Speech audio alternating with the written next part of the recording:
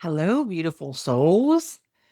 I am so glad that you're here for this episode. I'm glad that you're here for every episode, and I appreciate you tuning in and listening and loving my podcast. I love hearing from all of you, and I just want to say thank you for that. So today, I have been thinking a lot about, I'm guided to think a lot about leadership. As you know, or most of you know, I do business consulting and coaching for women, entrepreneurs, leaders of any kind, community CEOs, organizational leaders. And I love working with my clients, both corporate and individual. And I just keep coming back to this topic of leadership through multiple lenses, right? And so don't turn it off if you think that it doesn't apply to you, because I think that these are things that apply to all of us because we're all leaders in one way or another, right? We lead our lives.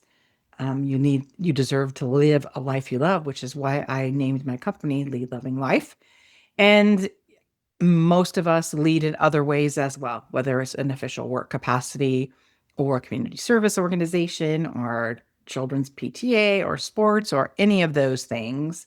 We are inherently leaders, especially women, because whether you are a single solo person, you're heading and leading your household. If you're a single parent, ditto, you're doing the work of two people in the day to day. And if you are a someone that co-parents with a partner, it is the woman that leads that dynamic in terms of structuring activities and organizing the household and that type of thing. Obviously, that's not 100% of the time. It is a majority of the time in my experience. So all that to say, don't turn me off yet if you think this doesn't apply to you. Leadership is something that we all can do. We all have the spirit within us to do that. And I think that's one of the first connections that I want to make today is that true leadership comes from authenticity and comes from our hearts and souls. So, a lot of the work that I do, which you've heard about in the past, I use my intuition and my inherent curiosity, my coaching skills, and my 20 years experience as a CEO to guide women and organizations to create a plan around how they want to live their best life holistically for individuals and holistically for organizations, because organizations are comprised of individuals. So, how do we lead in a way that is not only truly coming from our hearts and truly authentic, but allows and encourages our staff to do the same thing, right? Because the best way to have a healthy, functional organization or be a healthy, functional individual or leader is to be aligned in that way.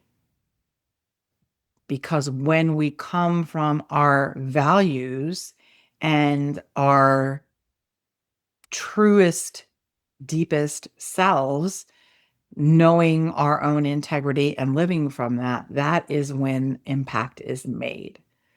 Getting to work with women that have clear vision, don't always have the action steps to support that, or are ready to take action but don't have the clear vision, allows me to really use all kinds of tools and have great conversations around, well, what do those things look like, right? Diving deep into values and your levels of satisfaction in the various parts of your lives, and how do you want to improve them, and how does creating this plan and structure to support this plan improve those areas, right? We all are worthy and deserve to live a life we absolutely love. That's a whole life. And I'm making a circle if you're watching this on YouTube, because in coaching, we use a tool called the Wheel of Life, and it has components of this wheel, and I call it a pie because they're cut into pie shapes, and we rate our level of satisfaction in various areas of our life. For example, financial, adventure, relationships, career satisfaction, home life, that kind of thing. And so you rate your level of satisfaction from 1 to 10, knowing that never are we going to get all 10 areas or all areas at tens, if you will. Very, very rarely. And I don't even know that we want to focus on that because that can feel overwhelming, right? We always start with what is the first area of life that you want to increase your satisfaction in? And I always encourage my clients to look at it from the perspective of which one of these areas will help you be energized and excited about improving the other areas of the pie, right? Because you want to take something that has some synergy to it that will continue to encourage you to move forward with your work with a coach and your own personal development and creating your structure and following through on those structures. So the subject of leadership and women stepping into leadership is very critical. I believe that the heart-centered leadership dynamic is something that we really, really need now. We have needed it for a long time, as opposed to the stereotypical top-down, power over kind of a model. The heart-centered, inclusive, collaborative model is much more effective, creates a much more engaged and positive work environment for those that are involved. And it's key to you all to know that you deserve to have that in your life, and you deserve to have that in your work environment, and you deserve to create it in the environments that you are leading. And the first steps, as I mentioned, are getting clear on your own values and beliefs and the way that you're living them out loud in your life. And that is the example I gave of the Wheel of Life. Starting there, something like that is a great way to start out the process and really digging into what does that look like and how does that manifest in whatever leadership role or identity that you're looking to make change in or invest further in time-wise.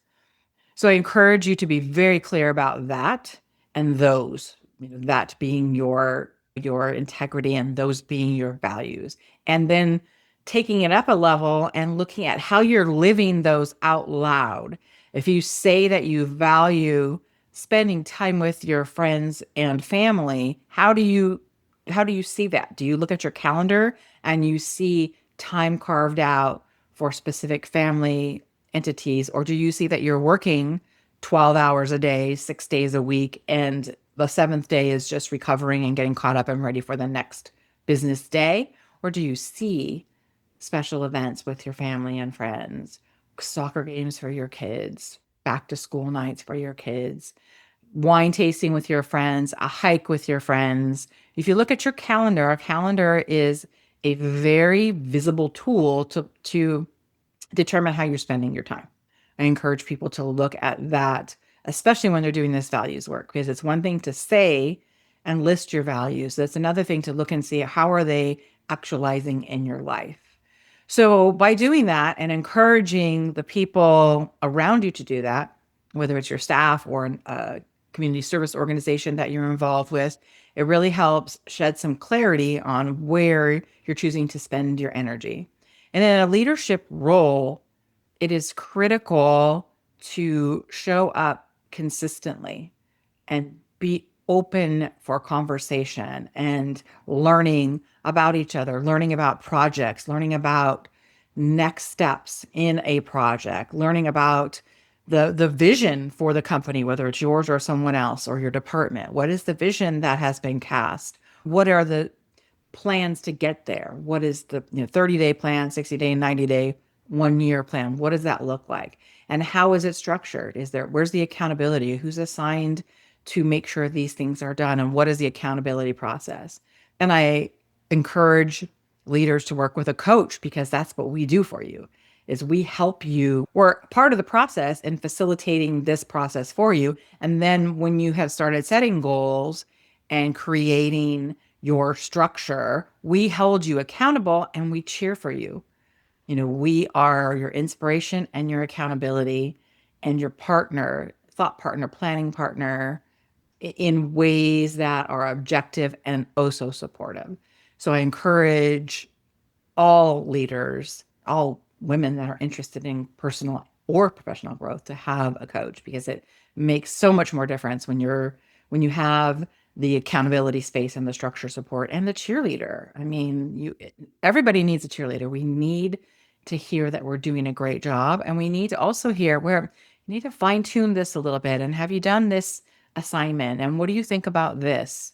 So I encourage that as well. And I encourage you as leaders to do the same thing, making sure that the organizations or groups that you're involved in have that kind of thing aligned, right? They have this process or at least a knowledge of where you're going and how you're getting there. Otherwise, we spend a lot of time trying to spin out. We can spin out and not get a lot of things done and make a lot of progress because we're too busy trying to figure out like what we're supposed to be doing and where we're supposed to be going.